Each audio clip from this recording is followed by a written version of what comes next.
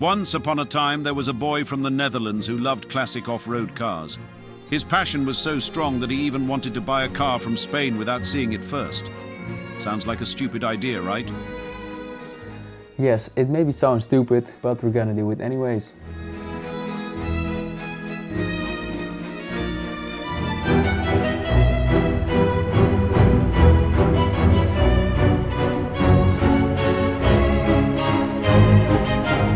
After searching and searching and only finding rusty cars, he gave up. But then, he found it, the car, the way he wanted. The car with a 3.3 diesel. Only 200,000 kilometers in total. And it's a long wheelbase, so this ugly boy can actually sleep in it. And then we didn't even talk about the sound. God, that is sexy. While talking with the Spanish man, we found out that he wanted cash money. Usually this isn't a problem, but my plan was to let an export company pick up the vehicle and give him the money. The export company didn't want to do that, so I needed to think differently. I had three options. Option 1, fly there and give him the money. But that would still cost me 400 euros plus the export price, which I didn't like. Option 2, drive there with a trailer, load the car onto it and drive it back home. However, that would cost me a lot in tolls and fuel, plus a lot of time, which also wasn't ideal. Option 3, fly there and drive it back. But for that, I'd need to arrange an export license plate in Spain, which can sometimes take weeks. That quickly became not an option. After a lot of texting with the man and considering all the options, he decided to look for another export company that was willing to take the cash. And sure enough, he found one.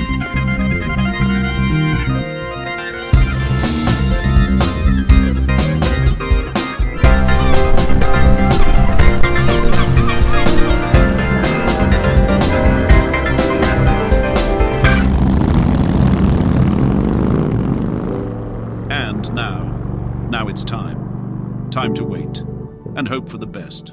Buying a car without seeing it. It's stupid. But hey, he was doing it anyway.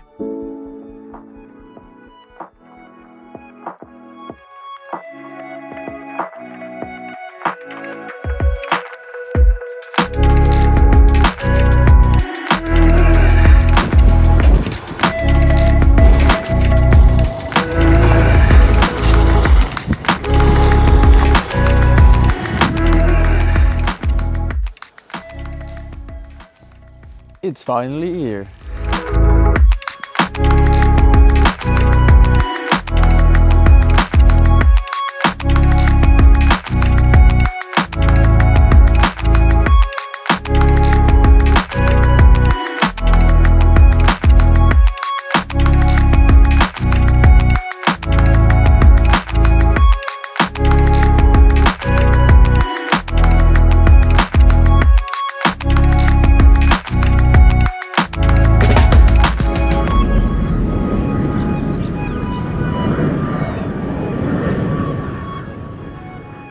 Okay, now the car is in the Netherlands. We're gonna make it legally drivable in the Netherlands. I also need to fix some little things like you can see. And I want to print a lot of things out to make it custom and make it more the way I want it. So yeah, let's start.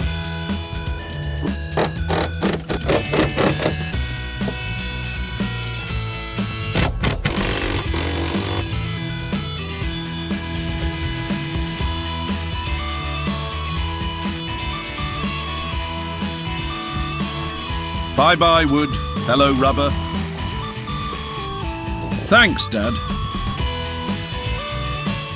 This is Henry. Henry likes to suck. Do your best, Henry. You can do it.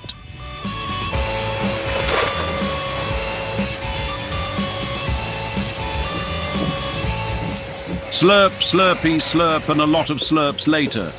It was decent, but not enough, but that will come later.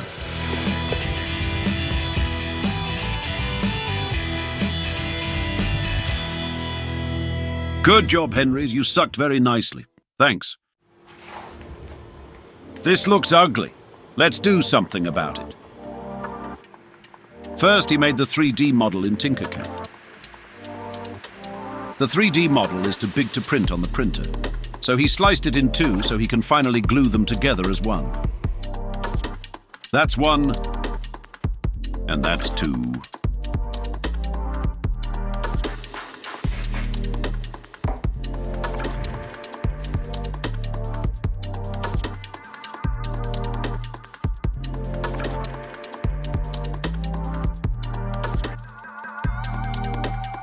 Looks better. Also added a magnet so it won't jiggle. And again, same story, different 3D print.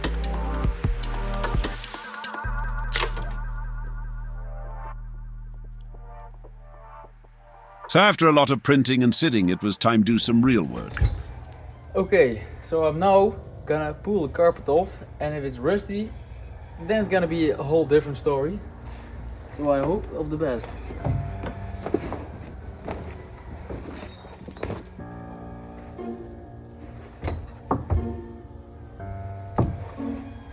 Good start.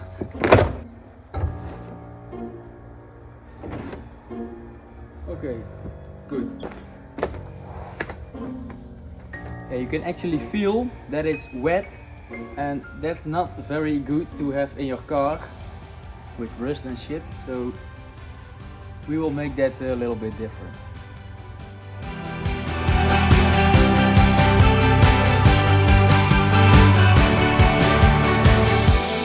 So after a lot of removing the inside from the car, it was time to clean. That was boring as fuck, so of course we didn't film that.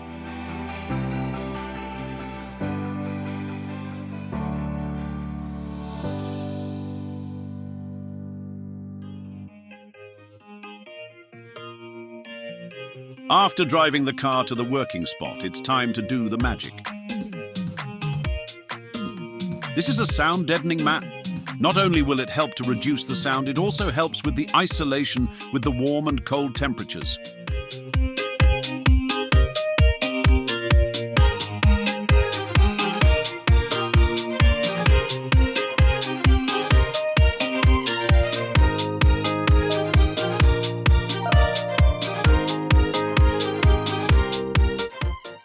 Now this is going to be satisfying. Today we will use these two motherfuckers. They are going to make those dirty-ass carpets smelling like they came from the Nissan factory. You don't believe me? Yeah, then don't believe me, you piece of shit. First, he hawked to other carpet with water. Then he used Dusty to helping it to get more clean. And after that, he used the drill with a bush to help the dirt and other shit getting off. Then he used the carpet cleaner, which sucks all the dirt out. Thank God that is satisfying.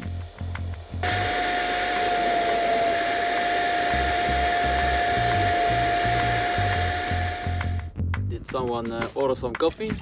You're not fucking funny, you little ginger.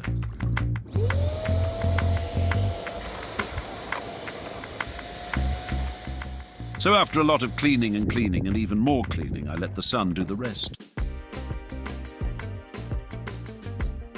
In the meantime, it was also a good time to have break and enjoy the sun. Also, in the meantime, I need this out.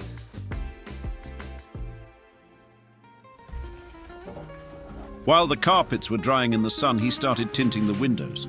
He's not even going to explain how he did this because he don't know it also. In fact, he got mad a couple of times because it didn't go so well. He blames it on the bad quality of the tint. Personally, I think he was the problem.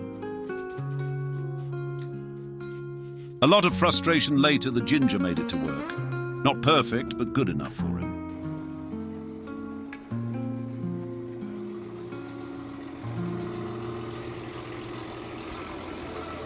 New day, new work.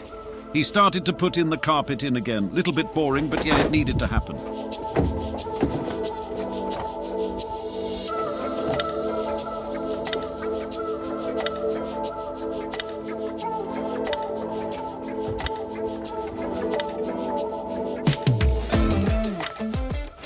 After doing all that, he started to fix the radio. For a good start, he bought a new radio with Bluetooth and also new speakers, so he can start freshly. He noticed that there were only two cables going to the radio, one plus cable and one minus cable. Those two were connected to the contact switch, which is good. The only problem he had that a radio always needs one cable with 12 volts for the memory, so you don't have to set up your radio each time you start it up. After cutting the old cables and soldering the new ones, it was time to test it. Okay, we mounted everything, so let's hope that it's okay. Let's see. And a couple of seconds later, we could hear the speakers, which sounded even better when mounted in the doors. Fixing that, he made a template from cardboard to make the right pattern. Finally, the wall will be from wood. And of course, he will let you show everything how he did it. Then my brother helped me out with his nice equipment. Thanks, brother. Then, in the meantime, he went to the shop to get the carpet. It was bigger than he thought, but yeah, he found a way to do it. Obviously, he didn't drive home like this because that would be dangerous.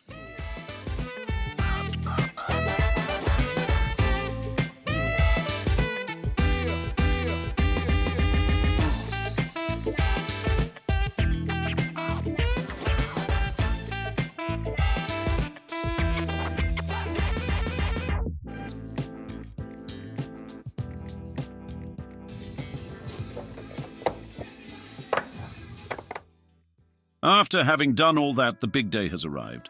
The day the car will be registered. Hopefully everything is in order and we haven't been scammed, buying a car without seeing it. It's stupid. But hey, he was doing it anyway.